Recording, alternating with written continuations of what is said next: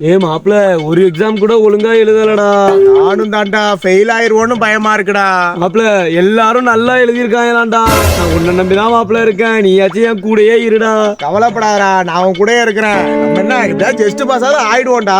பாப்போம் மாப்பிள, ரிசல்ட் வரட்டும். Evening treat வைக்கிறேன்டா.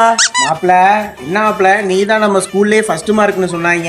ஆமா மாப்பிள. இல்ல மாப்பிள, எக்ஸாம் முடிஞ்சதுக்கு அப்புறம் நான் ஒழுங்காவே எழுதல, நான் ஃபெயில் ஆயிருவேன்னு பயமா இருக்கு அப்படியெல்லாம் சொன்னீங்க மாப்பிள. சாமி மேல சத்தியமா மாப்பிள, கண்ணை மூடிட்டு கண்மூடித்தனமா கதை அடிச்சேன்டா. அப்படியே கண்மூடித்தனமா கதையை அடிச்ச. சயின்ஸ்ல 100 மார்க்கு, ஆக மொத்தம் 470 மார்க்கு உனக்கு போட்டாங்க. அது எவ்வளவு திருத்த தெரியாம திருத்திருக்கான்டா. ஏண்டா நீ எல்லாம் நல்லா இருப்பியாடா முதல்ல?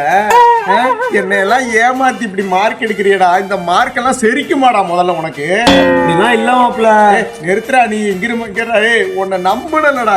எங்க அப்பா என்னமாடா கேக்குறான், உன் கூட சுத்திட்டு இருந்தானே அவன்லாம் 470 மார்க் எடுக்கிறானுங்கிறான். என்னடா சிரிச்சுக்கிட்டு இருக்க? உனக்கு சிரிப்பா தாண்டா இருக்கும். எங்கிரு என் பாவத்துல விழுந்துட்டில, நீ நல்லா இருக்க மாட்டடா. இந்த மார்க் விளங்காதடா. அந்த மார்க்கு என்னடா சாயந்தரம் ட்ரீட் இருக்கு வந்துடுறா. ட்ரீட் மயிறு